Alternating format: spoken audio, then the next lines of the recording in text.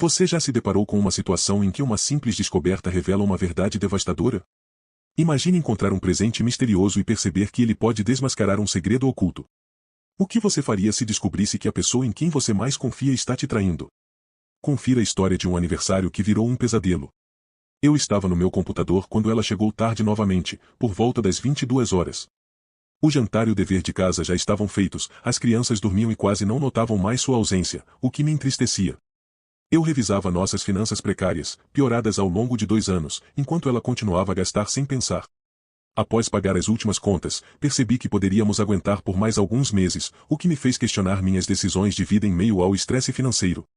Estava tão absorto em meus pensamentos que não percebi imediatamente que ela estava ali, me observando. Quando finalmente notei, ela quebrou o silêncio com os braços cruzados e um olhar de desdém. Michael, acho que deveríamos nos divorciar. Não era exatamente engraçado, mas eu quase ri. Minha esposa, minha parceira de 17 anos, havia acabado de declarar o fim do nosso casamento, pronta para destruir tudo o que construímos juntos. Foi uma sensação que eu não sentia há anos e que quase trouxe um alívio. Olhei para ela brevemente, fazendo uma última viagem mental às nossas lembranças felizes, mas logo a realidade voltou à tona. Ok. Eu me destacava mais em programação do que em cargos de gestão, mas, como um programador habilidoso, fui promovido a gerente sênior de desenvolvimento de produtos. Mesmo conhecendo nosso produto principal por dentro e por fora, sentia falta de programar. O aumento salarial era atraente, mas minhas funções deixavam pouco espaço para codificação. Eventualmente, fui demitido por faltas e prazos perdidos. Demorei meses para aceitar a situação e encontrar uma solução tolerável. Se não fossem as crianças, eu poderia ter enlouquecido, a rotina delas me ajudou a recuperar um senso de normalidade.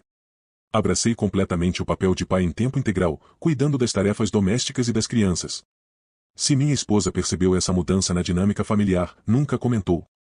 Acho que nem notou. Nos casamos logo após a faculdade e nos mudamos para nosso primeiro apartamento em Chicago. O dinheiro era curto, mas nos apoiávamos. Jennifer deixou o emprego após 8 anos quando nosso filho Jacob nasceu, e nossa filha Emily chegou pouco mais de 1 ano depois. Seguimos a tradição familiar ao escolher os nomes mais populares da época. Compramos uma casa de 3 quartos nos subúrbios, com espaço suficiente para um cachorro, e adquirimos um sedã familiar e uma minivan. No geral, nossa vida estava bem estruturada, 2 filhos, um animal de estimação, uma casa e 2 carros. Eu achava que não poderia ser mais feliz, mas estava enganado. Fui promovido a gerente logo após o primeiro aniversário de Emily. Meu novo salário era impressionante e me dava horas de trabalho flexíveis. Eu trabalhava de casa na maioria dos dias, indo ao escritório apenas para reuniões. Quando Emily começou a escola, Jennifer decidiu voltar a trabalhar meio período. Ela rapidamente conseguiu um emprego que gostava em uma startup de marketing, indo trabalhar após deixar as crianças e terminando no horário de buscá-las. Era um arranjo perfeito, não precisávamos do seu salário, então guardávamos tudo. Calculei que, quando nossos filhos terminassem a faculdade, poderíamos nos aposentar confortavelmente. 3 meses antes do nosso 15º aniversário, descobri acidentalmente que Jennifer estava tendo um caso. Aconteceu perto do meu aniversário. Na verdade, encontrei a prova 2 dias antes, mas não entendi o que era até mais tarde. Demorei algumas semanas para juntar todas as peças. Não dei muita importância quando Jennifer quis assumir mais responsabilidades no trabalho, o que significava horas extras, e eu tive que buscar as crianças. Isso não mudou muito minha rotina e eu estava feliz em ajudar. Após cerca de 3 meses, notei que ela parecia distraída. Quando perguntei, ela disse que estava se ajustando à nova função e se sentia um pouco estressada. Decidi assumir mais responsabilidades em casa para aliviar o estresse dela. Nossa vida íntima esfriou novamente, mas relutei em tocar no assunto, temendo uma briga. Eu estava quase no meu limite quando encontrei o presente. A temperatura havia caído bastante, e eu procurava um de meus suéteres. Como eu cuidava da lavanderia, muitas vezes me confundia com os armários. Ao procurar no closet dela, notei algo atrás de algumas caixas de sapatos velhas. Era difícil ignorar uma caixa rosa com fita branca da loja de lingerie, o cartão com o rótulo Amante despertou minha curiosidade. Hesitei em abrir, mas não consegui esperar até meu aniversário. Ao abrir, o cartão dizia: "Me desculpe pela embalagem requintada, seu verdadeiro presente pode ser desembrulhado no seu aniversário, quando eu estiver usando o que está na caixa. Você pode ter minha última inocência. Com amor, Jennifer." Sempre fui curioso sobre intimidade, mas não tínhamos passado de leves carícias. Isso me deixou muito ansioso para os próximos dias. Tentei fazê-la se sentir especial, mas sua reação foi morna. No meu aniversário, preparei tudo para a noite, mas Jennifer chegou tarde e perguntou sobre o jantar. Fomos comer pizza, o que deixou as crianças felizes. Na volta, ela disse que me daria o presente mais tarde. Esperei ansiosamente, mas ela surgiu com uma camisola de flanela, sem maquiagem e o cabelo preso. Ela me entregou um pequeno presente e dormiu. Eu estava tão atordoado que nem abri o presente. Nos dias seguintes, fiquei deprimido, tentando entender o que deu errado. A ideia de traição só me ocorreu dias depois, quando ela mencionou que sairia para comemorar o aniversário de 30 anos do chefe, Alan. O vazio onde estava meu presente e a dor no peito foram insuportáveis. Naquela noite, a vi na cozinha agindo normalmente, mas percebi um pequeno desconforto quando se sentou. Esse sinal sutil extinguiu qualquer afeto restante que eu tinha por ela.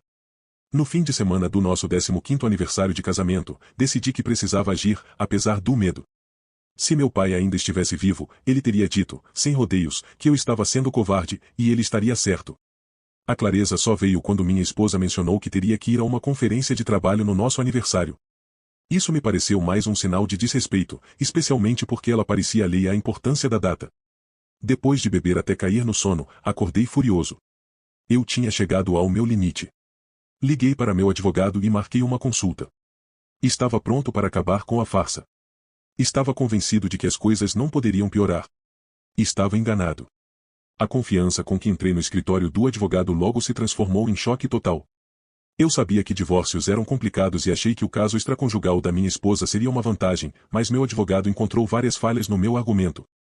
Eu não tinha provas da infidelidade dela, e mesmo que tivesse, isso não importaria muito, porque ela ainda teria direito à metade dos nossos bens. Eu também não tinha provas de que ela era uma mãe ruim, então o máximo que poderia esperar era guarda compartilhada. Como eu ganhava mais, isso favoreceria a minha esposa em termos de pensão e pensão alimentícia. Ela provavelmente conseguiria a guarda principal e o direito de ficar com nossa casa pelo bem das crianças. Lá estava eu, me sentindo um tolo completo, traído por uma esposa infiel. Passei de deprimido a completamente revoltado. Algumas semanas depois, minha esposa comentou, Michael, você não parece bem. Algo está te incomodando? Não, querida, respondi. Ela parecia demonstrar preocupação, ao menos superficialmente. Quanto a mim, apenas seguia a vida. Então, perdi o emprego. Na época, não percebi, mas isso foi a melhor coisa que poderia ter acontecido. Tive uma ideia simples, e se não sobrasse nada, minha esposa não poderia levar nada. Seríamos deixados sem nada, então não haveria nada a dividir. Claro, eu também sairia prejudicado, mas já ia perder metade, então importava? Meu plano era direto, sem emprego, decidi não procurar trabalho. Eu ia gastar todas as nossas economias até não sobrar nada. Era uma ideia louca e até eu duvidava que funcionaria, mas me deu algo em que me agarrar. 2 anos podem parecer uma eternidade. Era incrivelmente tedioso quando estava sozinho, o que era na maior parte do tempo. Percebi que Jennifer era o elo principal em nosso círculo de amigos. Quando ela se afastou, me vi sem amigos próximos. Sou filho único, e meus pais morreram jovens, e meu pai de ataque cardíaco e minha mãe de câncer. Eu estava completamente sozinho. Detalhar cada momento desses anos seria tedioso para você. Simplificando, minha vida era miserável. A única parte boa eram meus filhos. Sempre fui econômico e nunca gastava dinheiro em coisas desnecessárias. Ainda guardava recibos de tudo o que comprava.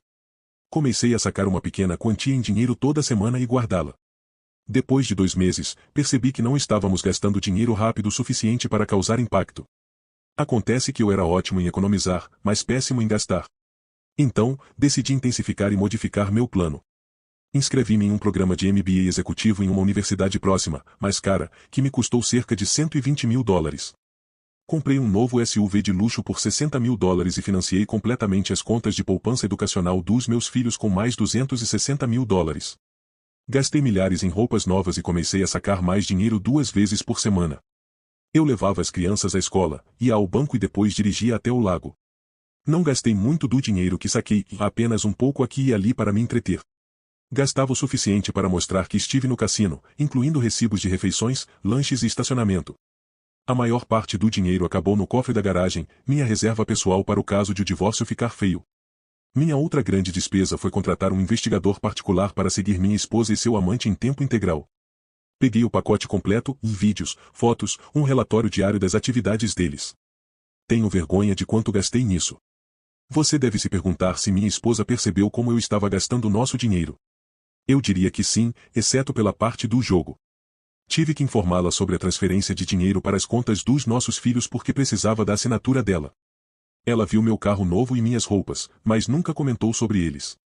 Tenho certeza de que ela supôs que eu ainda estava trabalhando e que estávamos financeiramente confortáveis. Ela também fez algumas compras, mas eu nunca mencionei. Muitas vezes me perguntei para quem ela estava comprando toda aquela lingerie nova. Nós nunca falávamos sobre isso. Éramos educados um com o outro e interagíamos diariamente como colegas de quarto que não se gostavam muito. Quanto à proximidade, isso estava fora de questão. Passar tempo com meus filhos era a melhor parte da minha vida.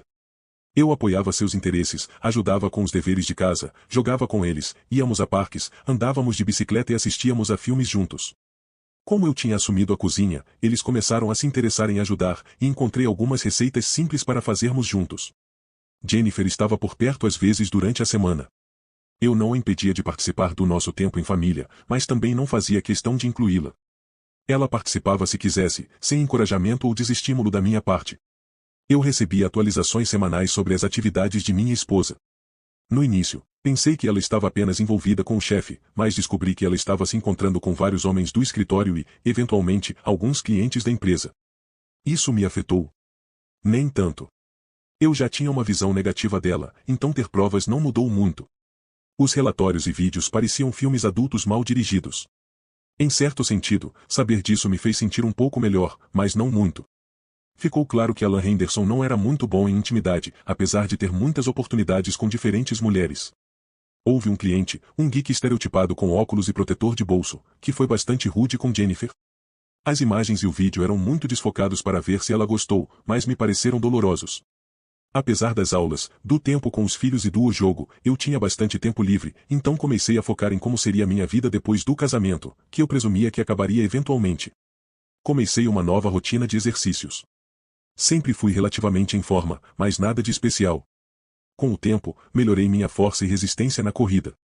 Acredito que ter músculos grandes e boa aparência é, em sua maior parte, genético, e eu não me enquadrava muito nessa categoria. Mesmo assim, fiquei bastante satisfeito com minha aparência. Comecei a me atualizar sobre as últimas novidades na minha antiga indústria, presumindo que precisaria de um emprego em breve. Um ano fora me deixou mais desatualizado do que eu esperava. Passei algumas horas por dia aprendendo sobre as últimas tecnologias e softwares. Mantive um olho na minha antiga empresa, a CTS, que parecia estar estagnada. Eles não estavam perdendo participação de mercado e a receita era estável, mas também não estavam progredindo. No mundo da tecnologia, se você não está avançando, está ficando para trás. Também passei muito tempo pesquisando sobre divórcios. Eu me permitia pensar em maneiras novas e maldosas de lidar com minha futura ex-esposa, mas, na maior parte do tempo, foquei em como o divórcio afeta as crianças. Eu havia superado a maior parte da minha dor, e os filhos foram uma grande parte dessa cura. Queria garantir que estivesse totalmente preparado para a transição deles. Há muita informação disponível, mas muita parecia ser besteira para mim. 8 meses após começar meu plano, comecei a me preocupar. Minha esposa começou a voltar para casa em horários consistentes e a tentar conversar sobre meu dia. Eu respondia de forma breve, mas ela persistia. Ela também começou a usar roupas de dormir mais provocantes, aparentemente tentando reacender nossa antiga chama. Depois de algumas semanas, as coisas ficaram ainda mais tensas. Ela havia estado distante por 1 ano e meio, apenas cumprindo suas obrigações, mas agora reclamava da nossa falta de comunicação e falava sobre melhorar nosso casamento. Então, parei de falar com ela completamente. Suas tentativas de consertar as coisas duraram até o aniversário dela. Deixei o presente dela na mesa de jantar, embrulhado no mesmo papel que ela usou para o último presente que me deu. O conteúdo provavelmente não foi surpresa. Levei 6 meses para abrir o último presente de aniversário dela, um relógio com visor digital barato. Eu tinha visto um relógio similar por $9,95 na nossa loja de conveniência local e fiquei furioso com a mesquinharia. Quando vi um modelo parecido para mulheres, comprei, esperando 18 meses para dar a ela.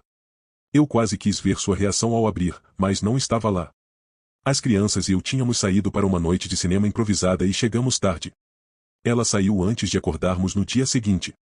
Então, tudo voltou ao normal. Jennifer começou a ficar fora até tarde novamente. Mal falávamos em casa, e então finalmente aconteceu. Michael, quero o divórcio.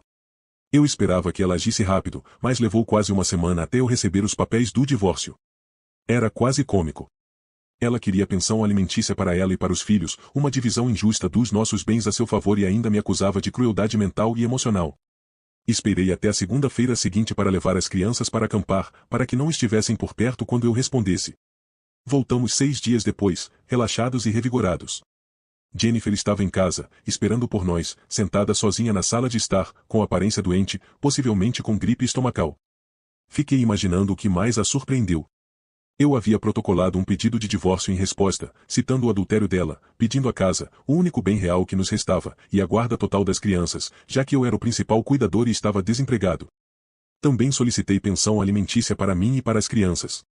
Além disso, entrei com processos por alienação de afeto contra os 7 parceiros de Jennifer. Não esperava ganhar, mas a lei de Illinois permitia, então os persegui com determinação. Também processei o empregador dela e 3 clientes que se envolveram com ela, sem expectativa de vitória, mas esperando que a má publicidade ajudasse no meu caso. Por fim, enviei um DVD das escapadas de Jennifer para os pais dela e sua melhor amiga, garantindo que ela soubesse que eu estava pronto para usá-lo.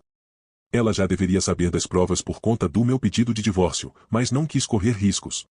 As crianças pegaram alguns lanches e foram para os quartos se preparar para dormir, ignorando a mãe, que não tentou interagir com elas. Peguei uma cerveja na geladeira e me sentei em frente a Jennifer na sala. Ela não olhou para mim por um bom tempo e parecia estar chorando, possivelmente de dor. Eventualmente, ela sussurrou: "Você vai me arruinar." Esperei ela olhar para cima para que eu pudesse ver seus olhos ao responder. Após alguns segundos, eu disse: "Deus, espero que sim." Eu esperava me sentir mais satisfeito naquele momento, mas quando uma única lágrima rolou pelo rosto dela, eu não senti nada. "Você me odeia tanto assim?" "Ah, não, Jennifer, eu não te odeio. O ódio exige esforço. Posso dizer honestamente que não coloco nenhum esforço em você. Todo o meu esforço é para cuidar de mim e das crianças. Mas eu era sua esposa. Pare. Não vou deixar alguém como você manchar o nome da minha esposa. Minha esposa era amorosa, carinhosa, minha melhor amiga e a mãe dos meus filhos. Ela se foi. Você é apenas a pessoa que tomou o lugar dela. Não haja como se estivesse relacionada a mim." Ela ficou em silêncio por um longo tempo antes de falar novamente. "O que eu vou fazer agora? Isso é uma pergunta real ou você quer mesmo a minha resposta?" Não esperei ela responder antes de continuar. "Há algumas coisas que você poderia fazer. Você poderia se mudar para longe e começar de novo. É o que eu sugeriria. Não vou deixar minhas crianças passarem tempo com você, então não afetaria elas se você fosse embora. Ou você poderia ficar aqui, tentar manter sua dignidade na cidade, mas quem sabe quem ouvirá sobre o que você fez ou quem contrataria alguém como você. Talvez você encontre alguém desesperado o suficiente para não se importar com seu passado, mas que tipo de pessoa seria essa? Ou você poderia acabar com tudo. Eu realmente espero que não escolha essa opção, pois me privaria da chance de vê-la sofrer. Mas, então, duvido que minha opinião importe para alguém como você. Certamente não importou quando você começou a dormir com seu chefe. Eu imaginei esse discurso por meses. Deveria me sentir bem por finalmente dizê-lo. Enquanto eu via cada palavra destruir, pensei que sentiria algum alívio, mas só me senti vazio. A vida após o divórcio foi uma mistura de coisas boas e ruins. Surpreendentemente, fui muito melhor com meus processos do que esperava, conseguindo pouco mais de $1 milhão em acordos com as 3 empresas cujos funcionários tiveram casos com minha esposa. Meu advogado me avisou para não esperar muito, mas depois de ver como lidamos com a empresa da minha ex-mulher, eles queriam evitar a má imprensa. Nós praticamente destruímos a empresa dela com demandas legais, entrevistas de testemunhas e vazamento de detalhes para a mídia. Também lancei uma campanha secreta enviando e-mails aos CEOs dos clientes restantes da empresa sobre minha esposa, seu chefe e seus casos, perguntando se eles realmente queriam estar associados a essa empresa. Quando tudo desmoronou, gradualmente os negócios deles sofreram, as receitas caíram e funcionários que queriam evitar o escândalo saíram. Eventualmente, eles faliram. Alan Henderson foi demitido e deixou a cidade em desgraça. Receber um cheque de $200 mil por esse caso foi menor do que minhas outras vitórias, mas foi mais gratificante. Eu não ganhei nada dos meus processos por alienação de afeto, embora eu realmente não esperasse ganhar. No entanto, 4 maridos acabaram perdendo muito. Não foi só comemorações e vitórias. O processo também me machucou. Pessoas que conheciam minha história às vezes me provocavam ou zombavam de mim, o que se intensificou por um tempo. Não sei se foi bom ou ruim, mas eu não me importava muito com os comentários. Eu já me sentia derrotado, então as palavras deles não faziam muita diferença, embora alguns insultos fossem bastante criativos. Consegui proteger meus filhos da maior parte das consequências, sempre priorizando a segurança deles. No início, ficaram tristes, mas se recuperaram rapidamente. Meu maior feito foi voltar à CTS como vice-presidente de design e desenvolvimento. Durante os tempos difíceis, foquei na programação e desenvolvi um complemento para o software principal da CTS, que permitia integração fácil com 2 softwares populares da concorrência. Criei minha própria empresa para vender meu design. Dentro de um ano, as 3 empresas fizeram ofertas para comprar minha empresa e software. Vendi minha empresa por $1 milhão e recebi um pacote de compensação incrível da CTS. Pensei em me aposentar, mas sem uma vida social, temia virar um eremita sem razões para sair de casa diariamente. Minha nova situação financeira me permitiu contratar uma senhora idosa e gentil, a senhora Marlene Jensen, como governante babá em meio período. Após um ano, ela se mudou para viver conosco em tempo integral, ocupando a suíte acima da garagem em nossa nova casa. Ela foi como uma avó para meus filhos, geralmente carinhosa e amorosa, mas firme quando necessário. Valorizava os conselhos que ela dava, com a sabedoria que só vem com a experiência. Amava meus filhos e fiz de tudo para ser um pai amoroso e presente, mas eu estava danificado e cínico. A senhora Jensen também se tornou alguém com quem eu podia contar para conselhos, especialmente em decisões importantes. Meus filhos cresceram e se tornaram adultos equilibrados, e embora nos víssemos ocasionalmente, fomos nos afastando com o tempo. Nunca os culpei por isso, era melhor que se distanciassem para que minha amargura não afetasse suas vidas. A senhora Jensen ficou conosco até que os filhos foram para a faculdade, depois se aposentou. Ofereci a ela moradia gratuita como pensão, pois ela foi uma presença constante na minha vida por 15 anos. Ela sempre me encorajou a viver novamente e encontrar alguém para compartilhar a vida. Eu apreciava seus esforços, mas, no final, ela faleceu sabendo que eu sempre estaria sozinho. Nunca me abri para mais ninguém. Minhas amizades eram superficiais e insatisfatórias. Quase nunca saía para encontros, exceto em alguns jantares em grupo organizados por conhecidos. Ganhei a reputação de ser uma pessoa fria e implacável, com quem ninguém deveria mexer. Na maior parte, as pessoas mantinham distância de mim, e eu só culpava a mim mesmo. Quanto à intimidade física, eu me virava bem. Minha crescente riqueza me permitiu manter um grupo regular de garotas de programa e acompanhantes. Eu as pagava bem pelo tempo e companhia, essencialmente as usava e depois as mandava embora. Houve uma chamada Candy, que gostei por um tempo, embora depois tenha descoberto que seu nome real era Mary Beth. Ela era entusiasmada e envolvida, e parecia se importar comigo mais do que apenas como cliente. Mas eu não queria sobrecarregá-la com meus problemas, então, quando percebi que ela estava ficando muito próxima, terminei. Se você está se perguntando sobre Jennifer, a vida foi difícil para ela. Ela tentou por quase um ano falar comigo, embora eu não saiba o porquê. Talvez esperasse uma reconciliação ou uma conexão com meus filhos. Eu a tinha avisado, mas ela não ouviu. Tentou ficar em Chicago, então a segui. Sempre que ela se candidatava a um emprego, eu me certificava de que seus empregadores soubessem de seu passado. Quando começou a namorar novamente, o que foi quase imediato, enviei informações sobre seu passado aos seus parceiros para garantir que soubessem exatamente com quem estavam lidando. Eu não me importava se ficavam com ela ou não, mas não queria que ela reescrevesse sua história. Eu tinha que viver com isso todos os dias, então ela também deveria. Quanto à minha ex-mulher, ela continuou tentando entrar em contato comigo com ligações intermináveis não atendidas, cartas que eu nunca lia ou respondia, e constantemente enchendo minha caixa de e-mails. Parte de mim provavelmente queria saber que ela estava sofrendo. Talvez eu devesse ter procurado ajuda profissional desde o início, e isso poderia ter salvado parte de mim e trazido um pouco de normalidade de volta à minha vida. Mas nunca procurei, e, com o tempo, parecia tarde demais para ajuda. Eu poderia ter mudado meu número de telefone ou pedido a um assistente para lidar com minha correspondência, ou até mesmo bloqueado seus e-mails para evitar abri-los por acidente, mas nunca tomei essas medidas. Era apenas uma série de "eu me desculpe" e "eu" não significou nada. Obviamente, as coisas saíram de controle. Ela alegava que sempre me amou e se perguntava se já não tinha sofrido o suficiente. Em resposta, enviei um presente com um bilhete simples. Comprei a lingerie mais provocante que encontrei na loja favorita dela, embrulhada com uma fita branca que destacava o rosa da caixa. Incluí um bilhete lindamente escrito à mão. Tenho certeza de que ela percebeu a ironia ao abrir o cartão. Minha mensagem ficou clara quando ela viu o grande plug e a garrafa embalados com seu novo uniforme. Acho que o ovasse F e foi bem direto. Um dos pretendentes dela tentou me confrontar sobre como eu estava tratando minha ex-esposa. Ele apareceu na minha porta bêbado e me empurrou quando abri. Foi um erro da parte dele. Como mencionei, sou um cara comum, sem treinamento de combate. Nunca fui uma pessoa violenta, nem mesmo entrei em brigas, mas tinha muita raiva acumulada em relação a minha esposa e seus amantes. Ele, infelizmente, tornou-se o alvo dessa raiva. Acabei com um olho roxo e uma costela trincada, e ele teve sorte de sair vivo. Ele se declarou culpado por ofensa leve e invasão de propriedade, e pegou liberdade condicional como réu primário. Acho que seus anos de cirurgias e reabilitação deixaram uma marca duradoura. Jennifer nunca mais tentou entrar em contato comigo. Parei de rastreá-la depois de um ano, quando ela conseguiu um emprego estável como faxineira em um hotel em uma parte remota da Virgínia, a cerca de 700 milhas de distância de mim. A única outra vez que a vi foi 16 anos depois, no casamento da nossa filha. Sei que as crianças se reconectaram com ela alguns anos depois de terminarem a faculdade. Nunca tentei impedir que encontrassem a mãe. Os anos cobraram seu preço. Ela tinha ganhado pelo menos 20 quilos e rugas profundas se formaram ao redor dos lábios, mostrando sinais de tabagismo, o que era novo. No geral, ela parecia envelhecida e desgastada, mas, sob tudo isso, ainda conseguia ver a mulher a quem um dia entreguei meu coração. Não senti nada por ela, mas a reconheci. Ela se sentou sozinha na parte de trás da sessão da noiva na igreja.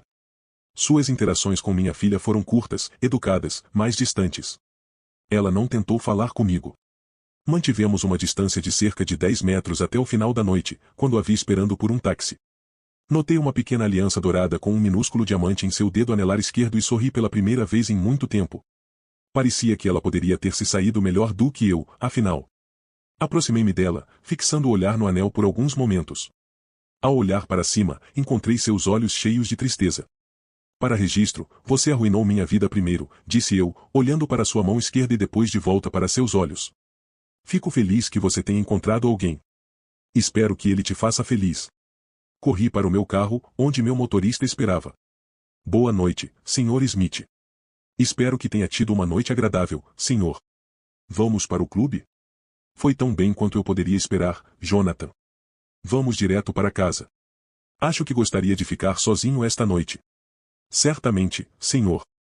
Enquanto partíamos, tentei não olhar para trás, mas vi seu breve aceno de despedida. Aqui está o meu lado da história. Eu me considerava bonita, assim como meus amigos e minha família. Sempre fui um pouco insegura sobre minha aparência e corpo, especialmente em comparação com algumas das deslumbrantes irmãs da Irmandade. Mas me ver através dos olhos de Michael me fazia sentir especial. Quanto mais tempo passava com ele, mais amada me sentia. Uma das tradições de fim de ano da Irmandade era o jogo do potencial de marido. Como uma das poucas irmãs sem namorado de longo prazo, nunca participei. Era um evento popular onde cada irmã apresentava um exemplo positivo ou negativo do namorado de outra irmã do ano anterior. A irmã com mais respostas positivas sobre seu namorado ganhava. Não fiquei totalmente surpresa com o resultado, mas ele me pegou um pouco de surpresa. Nos 29 anos de história do evento, Michael recebeu todas as respostas positivas pela primeira vez, uma de cada irmã. Eu me senti incrivelmente orgulhosa, embora um pouco frustrada por a tradição me impedir de contar a ele sobre sua vitória. No dia após a formatura, chegamos à casa onde cresci pouco antes do almoço, e Michael passou as 2 horas seguintes encantando meus pais, até pedindo ao meu pai para comprar uma cerveja depois. Ele revelou que tinha pedido permissão ao meu pai para se casar comigo durante meus anos na faculdade. Eu sempre fui um pouco envergonhada por ser inocente. Acho que era a única irmã da Irmandade que ainda não tinha experimentado a intimidade. Sabia que Michael também era inexperiente, como eu. Depois da nossa incrível experiência juntos, não pude deixar de perguntar onde ele aprendeu a ser um amante tão bom. Humildemente, ele sussurrou: eu leio muito. Não consigo encontrar palavras para expressar o quanto fui feliz na primeira década da nossa vida juntos. Ter filhos completou minha vida, mas esses detalhes não são relevantes para o que deu errado. Compartilhar aqueles anos felizes não ajudaria você a entender por que tomei as decisões que tomei. Eu entendo meus erros, ou melhor, os erros que cometi. Sei por que caí, não confiei o suficiente em Michael. Uma das coisas que mais admirava nele era sua abertura comigo. Ele compartilhava tudo, inclusive suas inseguranças, nunca escondia nada de mim. Por muito tempo, eu não tinha nada a esconder. Ele me envolvia em todas as decisões que impactavam nossas vidas. Mesmo ganhando mais e sendo melhor com as finanças, ele sempre valorizava minha opinião, o que me fazia sentir especial na maior parte do tempo. Mas, em certos momentos, eu me sentia inadequada, como se não estivesse fazendo minha parte. Nunca falei com Michael sobre isso. Se tivesse falado, não teria arruinado minha vida. Sei que ele me amava profundamente e teria me ajudado a me sentir completa. Esse pequeno sentimento de insegurança cresceu com o tempo e pode ter piorado. Quando nossos filhos estavam na escola, eu me sentia como se não pertencesse à minha própria vida. Sentia que precisava de algo diferente, algo que me desse um senso de propósito próprio. Não estava procurando por outro parceiro, de jeito nenhum. Eu amava meu marido e estava perfeitamente feliz com nossa vida íntima. Era apaixonada, embora talvez um pouco previsível, principalmente por minha causa. Sabia que meu marido queria experimentar coisas novas no quarto, mas eu não queria mudar o que tínhamos. O que eu realmente queria era me sentir em pé de igualdade, e não apenas ser tratada assim. Então, arrumei um emprego e decidi aceitá-lo. Tinha tudo planejado, pronta para explicar por que queria trabalhar, mas nossa conversa foi curta. Acho ótimo, Jennifer, faça o que te faz feliz. E, assim, meu problema estava resolvido. Fiz tudo sozinha, sem precisar da ajuda de ninguém. Olhando para trás, percebo como fui tola em achar que tinha tudo resolvido, mas na época, isso me fez sentir incrível, como se pudesse conquistar o mundo como uma mulher confiante e independente. O ambiente no escritório era frequentemente flertador e, no pior dos casos, podia ser descrito como francamente depravado. Meus colegas, tanto homens quanto mulheres, eram jovens, ousados e cheios de vida. Havia vários romances no escritório, e ninguém estava em um relacionamento sério, era tudo casual, e ninguém parecia esconder ou achar que era errado. Meu chefe, Alan Henderson, provavelmente era o pior de todos. Ele era atraente, embora não fosse meu tipo. As pessoas costumavam zombar da sua incapacidade de manter uma namorada e o incentivavam em suas últimas conquistas. Eu não me apressei em ir para a cama com o primeiro homem que mostrou interesse em mim, na verdade, recusei-o imediatamente.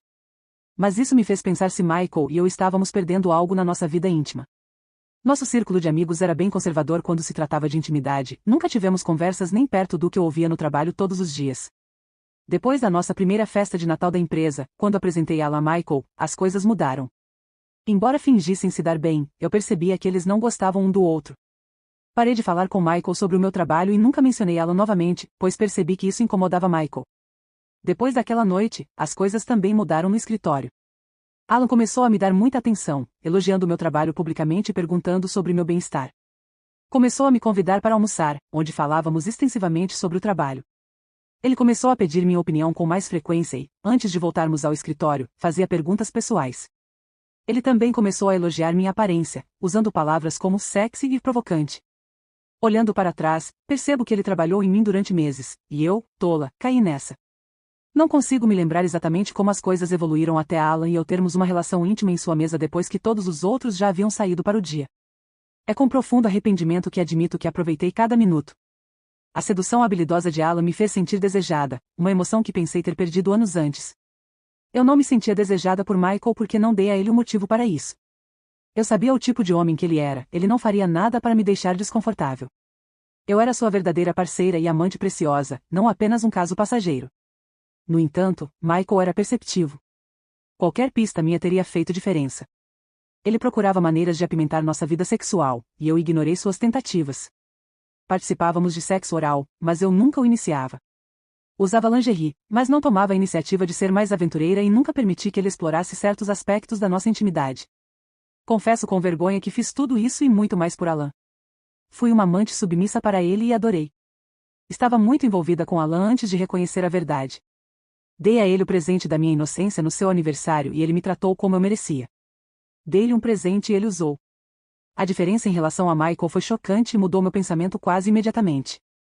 Alan não me amava e eu estava cometendo um erro terrível.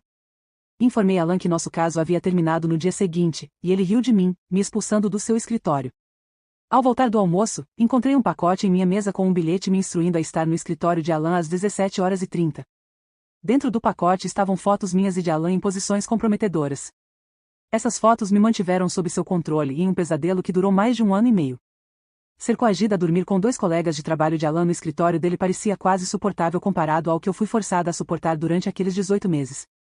Não entrarei em detalhes, mas me sentia ousada por Alan e o desprezava quase tanto quanto a mim mesma.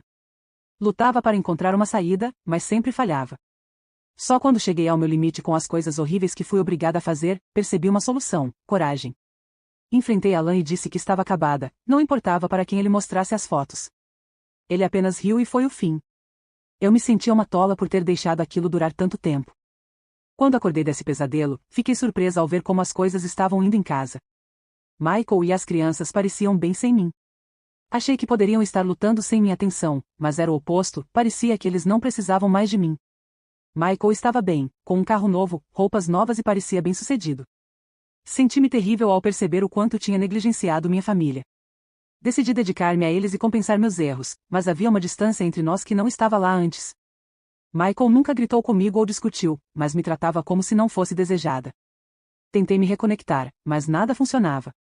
Ele mal me tocava. Após alguns meses, olhei para o nosso casamento, sem intimidade, sem comunicação. Não conseguia viver assim.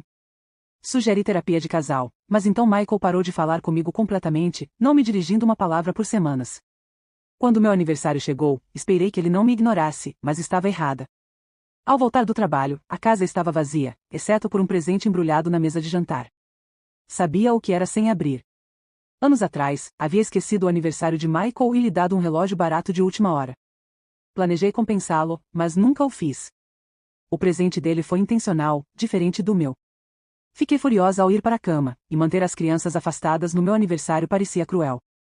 Não conseguia acreditar que ele faria isso, e o presente cruzou uma linha. Deveria ter percebido algo errado. Michael não era mau, ele era gentil e amoroso. Se eu não tivesse sido cegada pela raiva, talvez pudesse ter salvo nosso casamento ao admitir meus erros e pedir perdão. Mas naquele momento, parei de tentar salvar o casamento e comecei a pensar em divórcio. Era triste, mas estava decidida. Demorou algumas semanas para resolver as coisas com um advogado. Michael havia se tornado distante e cruel, mantendo as crianças longe de mim e ignorando meus pedidos por aconselhamento. Meu advogado viu uma oportunidade e me assegurou um bom acordo. Entramos com o pedido de divórcio. Tentei ser justa, mas também lutar pelo que eu precisava. Só faltava dizer a Michael. Eu fiquei na porta observando o homem que um dia foi meu marido. Ele parecia o mesmo, mas não era. Finalmente, eu disse, Michael, quero o divórcio. Houve um longo silêncio, e ele não demonstrou emoção. Sua resposta me surpreendeu sem gritos, sem perguntas, apenas um ok. Na sexta-feira seguinte, ele recebeu os papéis do divórcio. Michael parecia mais simpático durante o fim de semana, mas era tarde demais. Ele até se despediu quando eu saí para o trabalho na segunda-feira, mas parecia pouco e tarde demais. No escritório, havia caos. Meu chefe, o presidente da empresa e nosso advogado estavam gritando, e papéis voavam por todo lado. No meio disso, um homem se aproximou e me entregou papéis. Fui suspensa enquanto investigavam alegações de má conduta. O envelope que Michael enviou continha uma resposta brutal ao meu pedido de divórcio, documentando cada traição e drenando nossas economias. O apoio dos meus pais foi pior do que inútil, meu pai me chamou de nomes e desligou. Os 7 dias seguintes foram os mais solitários da minha vida. Michael levou as crianças para acampar, deixando um bilhete. Minha amiga Rebecca me alertou sobre um DVD que Michael enviou para ela. Meu advogado descreveu uma situação sombria, eu fui demitida, a empresa e clientes foram processados, e eu perderia a guarda dos filhos. Michael era indiferente quando voltou com as crianças. Tentei reconectar, mas ele me ignorou. Eu me preocupava com a situação financeira deles, mas não via problemas. Lutando para encontrar um emprego e rejeitada pelos meus pais, eu me mudava de amigo para amigo, principalmente homens divorciados que não me queriam por perto por muito tempo.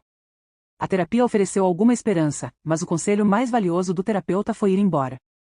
Ao voltar para casa, encontrei um pacote de Michael, uma clara mensagem de desprezo. Ficando com um cara chamado Robert, que parecia legal, mas queria mais do que apenas ser colegas de quarto, fiquei devastada com o pacote.